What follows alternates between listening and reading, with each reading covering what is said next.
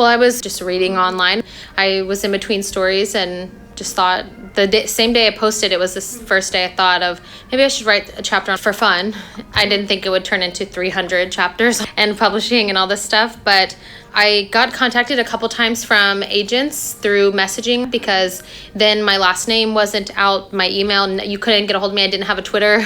I had an Instagram, but it just had pictures of One Direction, so it wasn't really a good way to contact me. So Wattpad contacted me first because I was going to print it through Amazon. Not to make money, but just to print it because girls were trying to print the book and the format is designed to keep you from doing that. So it's really, really hard to read, but they were still doing it. And so I thought, oh, I'll get it printed for them. They'll pay for however much it costs to print, but without profit. And then almost immediately after I said that, Wattpad contacted me and was like, wait, let's see what we can do together. And at the time, they had no idea that it would end up with such a huge publishing deal and international and all these things. But it was one of those things where they, knew I had the most reads on the site, and it was really cool to them to kind of walk me through or try to figure it out together of how to get a publishing deal. So the publishers actually contacted Wattpad and me without, I think Wattpad may have contacted one, but then word must have spread because then I got to go to New York and meet with different publishers. And it was the opposite. Instead of me, telling them why they should pick me, I got to listen to them tell me why I should pick them, which at the time I thought was what every author got to do. But then I realized that that's not the case at all. So that was really, really great. And I knew I wanted Simon & Schuster Gallery because of the editor that came attached with that. He's amazing, and he's the editor of some of my favorite books.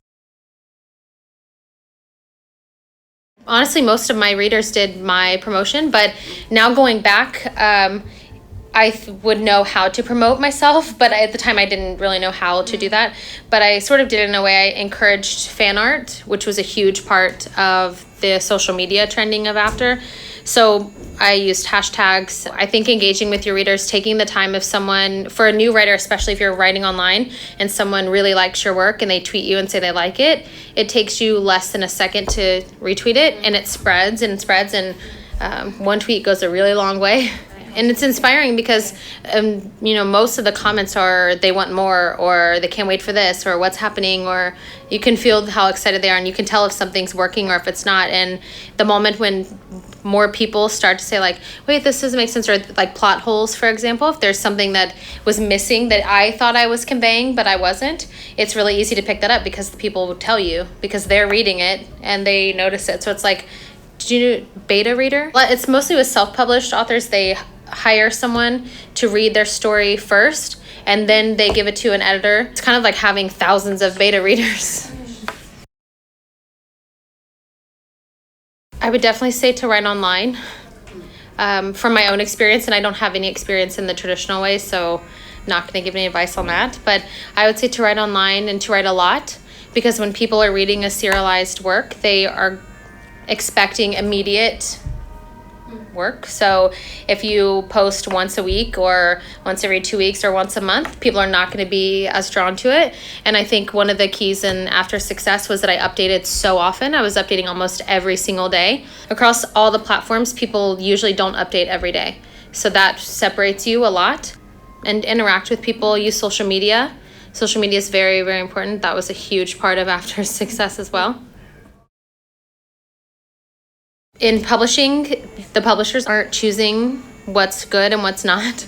So online, if people like it, they like it. You don't have to be writing an award-winning piece of literature. You can write something that's entertaining and people can choose if they like it or not, and it can get published from people choosing. I love publishers, don't get me wrong, but I think now is the time that people should choose what they're reading, not, someone in a desk that's really maybe not in touch with everything that people actually want to read.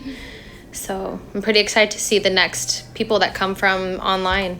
I would definitely say go for it because everyone starts with no reads and no followers. So you have nothing to lose. It's online. You're totally anonymous.